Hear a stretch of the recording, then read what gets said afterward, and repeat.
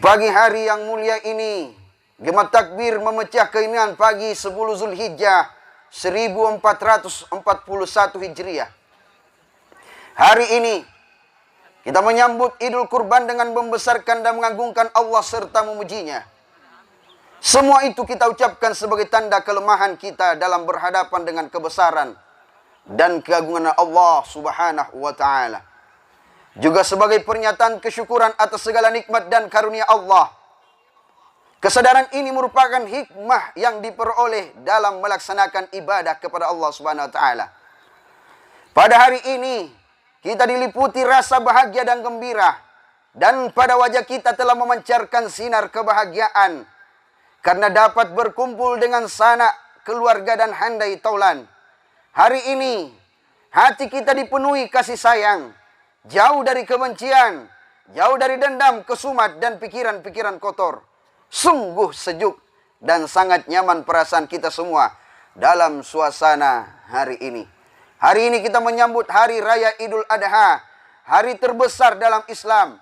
Hari ini kita meraih kemenangan, yaitu menangnya iman dari kekafiran, menangnya akal atas nafsu, menangnya kebenaran atas kebatilan. Allahu Akbar, Allahu Akbar, Allahu Akbar, walillahil hamd.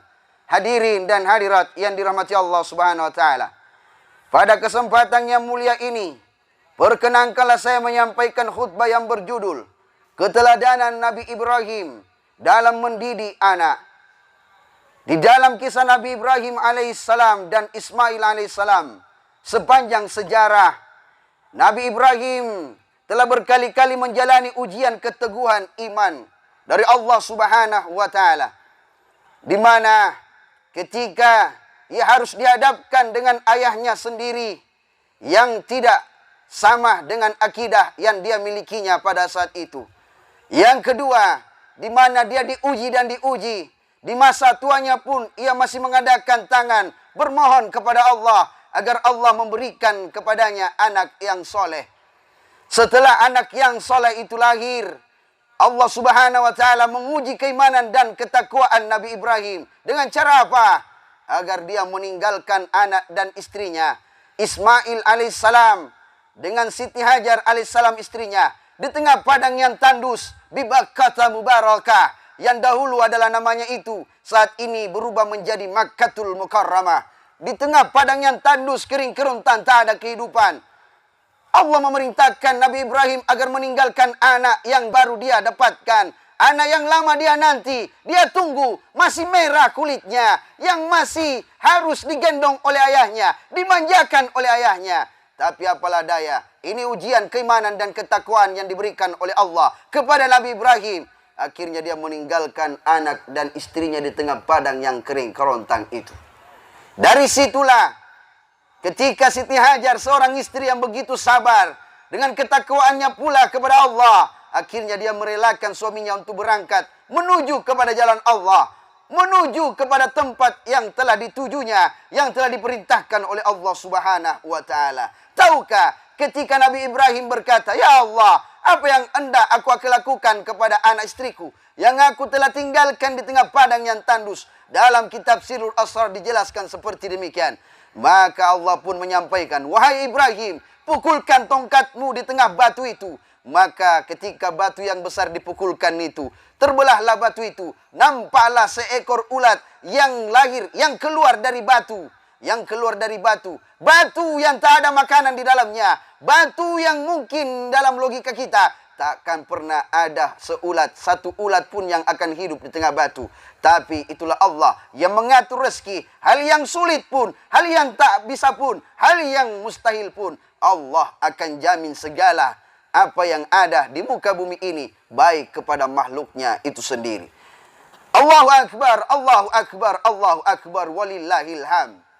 Maka ditinggallah anak istrinya di tengah padang yang tandus, yang kering kerontang. Dari situlah terjadi antara Safa dan Marwah, yang mana sa'i berlari kecil antara Safa dan Marwah. Ketika Ismail kecil pun menangis, Siti Hajar alaihissalam terketuh hatinya, tak sanggup melihat bayinya. anak mungilnya, anak kecilnya, anak kesayangan, yang lama dinanti-nanti, yang lama diminta-minta. Maka berlarilah dia dari Safa ke Marwah, Marwah ke Safa, Safa ke Marwah. Akhirnya hal tersebut tadi yang dilaksanakan ketika kita berumrah dan berhaji.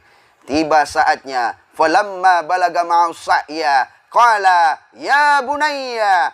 Tiba saatnya ketika Ismail pun telah dewasa, sanggup untuk membantu orang tuanya. Maka datanglah Ibrahim dari tempat tugasnya. Lalu dia berkata kepada anaknya, bayangkan bagaimana sakitnya hati orang tua, ayah yang telah lama meninggalkan kita. Tiba-tiba dia datang dengan kalimat, ya bunayya, inni ara fil manam, anni azbauka fanzur maza tara. Lalu dia berkata kepada anaknya, wahai anakku, aku melihat dalam mimpiku menyembelihmu. Bagaimana keputusanmu, wahai anak? Mungkin kita seorang anak tak rela, tak ikhlas. Ayah ini baru datang, tak pernah memperhatikan saya, tak pernah memperhatikan ibu saya. Tapi anak ini anak soleh yang dipersiapkan Allah subhanahu wa ta'ala. Lahir dari rahim yang suci. Begitupun Siti Hajar alaihissalam yang rela dan pasrah ikhlas. Apa kata daripada sang anak? Qala ya abati fa'al ma tu'mar satajaduni insyaallah minas sabirin. Wahai bapakku, jika itu perintah Allah, maka laksanakan. Insyaallah engkau akan menemukanku bersama orang-orang yang sabar. Berangkat ke bukit, yang mana ditempatkan disitulah dari segala kurban yang ada. Di tempat kita berhaji. Pada hari ini, saudara kita yang mungkin tidak sempat berhaji dari tanah negara Republik Indonesia kita ini, tidak ada masalah. Yang jelasnya kita akan merasakan haji itu dalam kesempurnaan ketika kita ikhlas dalam berkurban. InsyaAllah. Allahu Akbar, Allahu Akbar, Allahu Akbar, walillahil hamd. Akhirnya ia mengumpulkan beberapa biji batu. 7 biji batu ia kumpulkan, dia lemparkan kiri dan kanan untuk mengusir daripadanya. Ini dijelaskan dalam tafsir Jalalain yang dikarang oleh 2 ulama yang bernama Jalaluddin As-Suyuti dengan Jalaluddin Al-Mahalli. Dalam ritual itu pula lah sehingga muncullah lempar jumrah, di mana kita melempar jumlah ula, usta, akabah. Dari sinilah hingga akhirnya kita melihat bagaimana pengorbanan Nabi Ibrahim. Begitu cinta kepada anaknya, lama dinanti, lama diminta kepada Allah. Akhirnya lahir, dia tinggalkan lagi. Begitu dia datang, dia meminta agar menyembelih anaknya sendiri. Orang yang paling dia cintai dalam hidupnya. Inilah suatu pelajaran yang ditinggalkan oleh Nabi Ibrahim kepada kita. Apapun yang kita cintai di muka bumi ini, apapun yang kita sayangi di muka bumi ini, jikalau kurban kita hari ini jauh lebih besar dari apa yang kita sayangi, maka insya Allah haji yang mabrur akan kita temukan. Meskipun tak sempat lagi kita akan menginjakkan kaki di tanah suci yang dirahmati Allah subhanahu wa ta'ala. Allahu Akbar, Allahu Akbar, Allahu Akbar, walillahil hamd. Inilah sepatah kisah yang mana telah mengajarkan kita bahwa pengorbananlah kepada Allah yang paling penting agar mengukur ketakwaan dan keimanan kita di dalam hati yang sebesar-besarnya. Fasholli li rabbika wanhar. Maka salatlah, dirikanlah salat dan kerjakanlah yang namanya kurban. Berkurbanlah. Semoga kurban yang kita lakukan tahun ini Allah menjauhkan dari malapetaka, wabah, bahaya, mengangkat penyakit-penyakit kita, memanjangkan umur kita, memudahkan rezeki kita, dan Allah menjadikan anak-anak yang soleh dan soleha lahir dari rahim kita. Amin, amin, amin. Ya Rabbal Alamin. Dari sinilah sosok Ismail yang begitu sabar dan tabah. Ia tahu ini perintah dari Allah. Ia tahu ini perintah dari orang tuanya. Bukankah Allah menyampaikan dalam Al-Quran, wa qada rabbuka an la ta'budu illa iyyahu wa bil walidaini ihsana, yang mana Allah melarang kita menyekutukan selain daripada Allah dan berbakti kepada kedua orang tua kita.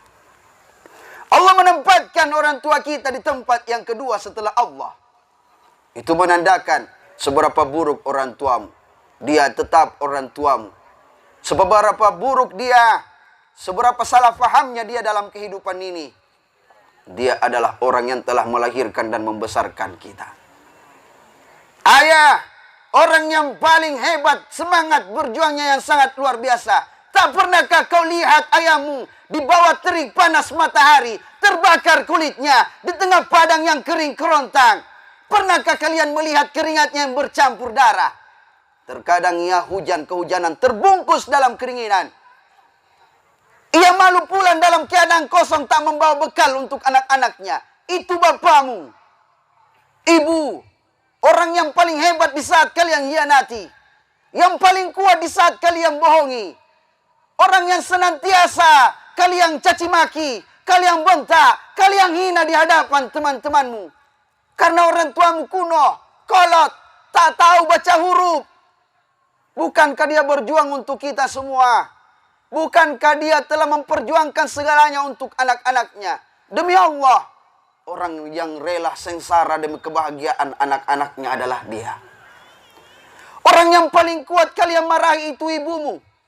Kau bentak dia, kau caci maki dia, kau keraskan suara di hadapannya, engkau banting pintu di hadapan ibumu, kau balikkan meja, kau lemparkan dia kursi, kau lemparkan kaca di hadapannya. Orang yang paling kuat menahan air matanya itu adalah ibu. Demi Allah, kenapa ibumu tak mau menangis di hadapan anak-anaknya? Karena dia tidak mau anak-anaknya durhaka diakibatkan air mata ibunya. Tapi pantaskah seorang anak yang berteriak kasar, berkata kasar, berteriak kencang di hadapan orang tuanya saat ini? Ayah ibu yang lama mungkin kita tinggalkan dari sisi kita. Kita jauh darinya. Padahal di saat kita kecil dulu, di saat kita sakit, di saat kita terbaring lemah, tak berdaya, orang yang paling banyak memanjakan anak-anaknya itu adalah dia. Dari pagi sampai pagi dia tinggalkan pekerjaannya di luar sana. Dia temani anak-anaknya. Dia manjakan anak-anaknya. Dia tidak tahu lagi bagaimana harus caranya untuk berkurban demi anak-anaknya. Malam gelap gulita kalian menangis karena sakit.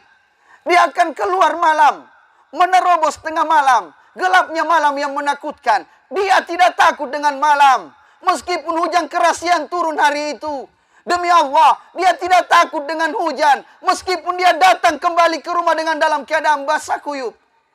Yang dia takuti anaknya yang menangis karena kesakitan. Tapi di saat mereka lah yang sakit, pernahkah diri ini berkorban untuk mereka? Inilah pertanyaan besar yang terus akan menggambarkan di hati kita. Pernahkah banyak waktu di sampingnya untuk mendengarkan segala keluh kesah dan curhatnya? Pernahkah kita berlama-lama di sampingnya menemani ayah ibu kita yang sedang sakit? Terkadang dia menangis bukan karena sakit yang dia derita. Ayah ibu kita menangis karena dia rindu.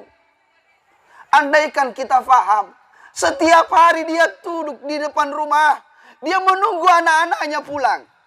Setiap hari ketika dia mendengarkan gema takbir yang mewarnai langit-langit bumi ini.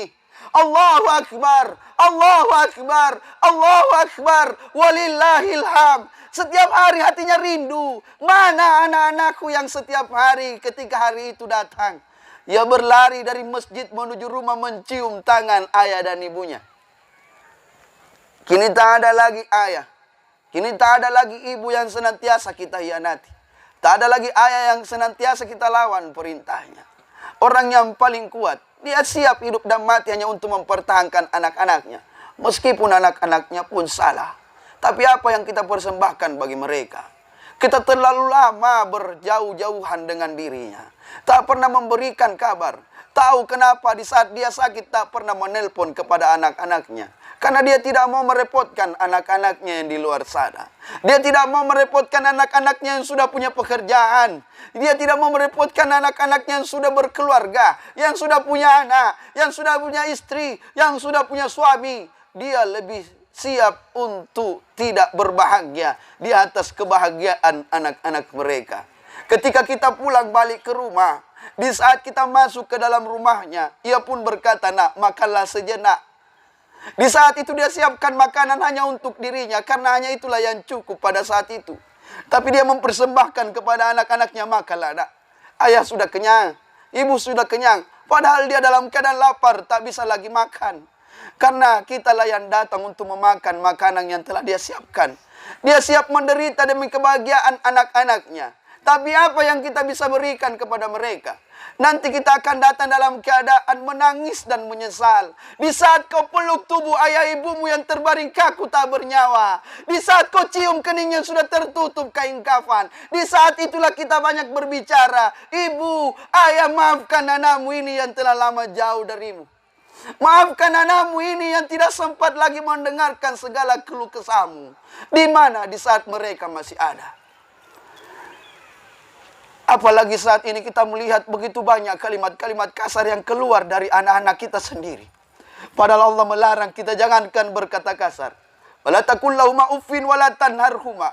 Janganlah kalian berkata-kata Janganlah kalian berkata-kata yang tidak baik yang bisa menyakiti hati mereka berdua. Wa qul lahuma qaulan karima. Saat ini berbahagialah yang masih memiliki kedua orang tua. Pandang mata mereka. Tahu kenapa ayah ibu kita menangis di saat melihat mata anak-anaknya? Karena dia rindu dan rindu. Cuma kita terlalu bodoh untuk memahami perasaan ayah ibu kita. Coba lihat tangannya. Tangan itulah yang selalu memasakkan anaknya makanan kesukaannya setiap hari. Setiap pagi dia membuatkan kalian nasi goreng kesukaanmu. Setiap pagi dia membuatkan telur dadar, telur mata sapi untuk kalian. Dia antar kalian berangkat menuju sekolahmu. Setiap hari dia mengintip di jendela kecil sekolahmu. Menanti sampai kalian pulang dan untuk diantar kembali ke rumah. Setiap saat dia bermohon kepada Allah. Ya Allah, jadikanlah anakku yang anak berbakti nantinya kepada kami. Ya Rabbi, apalah daya. Terkadang kita adalah manusia. Al-insanu mahallul hatai wan nisyan. Makhluk yang sering salah dan lupa. Lihat mata mereka. Genggam tangan mereka. Tangan itulah yang kuat di saat memperjuangkan kalian semua. Saat ini tangan itu tak halus lagi. Tangan itu mulai keriput dan menua. Pandang matanya. Saat ini tak bersinar lagi. Dia redup bagaikan ingin buta. Pandang rambutnya satu persatu telah memutih. Lihat postur tubuhnya yang kini sudah mulai lemah dan sakit-sakitan. Mereka tidak abadi di sampingmu. Pergunakan waktumu yang tersisa itu untuk kedua orang tuamu. Dari sinilah kita bisa memahami bahwasanya ridha Allah fi ridhal walidain wa sukhtullahi fi sukhtul walidain. Karena ridha Allah tergantung kepada ridha kedua orang tua kita. Seberapa buruk orang tuamu. Nabi Ibrahim alaihissalam, ayah angkatnya, Azar, seorang penyembah berhala. Tapi Ibrahim tak pernah berteriak di hadapan ayahnya, "Bapak musyrik, bapak kafir, neraka bapak ibu." Tidak. Karena Islam mengajarkan kita akhlak budi pekerti yang baik. Dari sinilah, berbaktilah kepadanya. Seburuk apapun dia, sejahat apapun dia padamu. Ikatan itu tak pernah lepas sebagai anak dan orang tua. Dari sinilah keikhlasan yang perlu kita lepaskan hari ini. Agar daripada kurban yang kita lakukan hari ini, Allah senantiasa menilainya, menilai ibadah di sisinya. Amin. Amin. Amin. Ya Rabbal Alamin. Allahu Akbar. Allahu Akbar. Allahu Akbar. Walillahil hamd. Mungkin ini saja yang bisa saya sampaikan. Mudah-mudahan bermanfaat dalam kehidupan. Sebagai kesimpulan, selagi masih ada waktu bersama dengan mereka, bahagiakan. Tiada hal yang paling indah dalam kehidupan kecuali membahagiakan mereka berdua. Karena Allah dengan dirinya tak ada tirai pembasas di saat dia berdoa kepada Allah.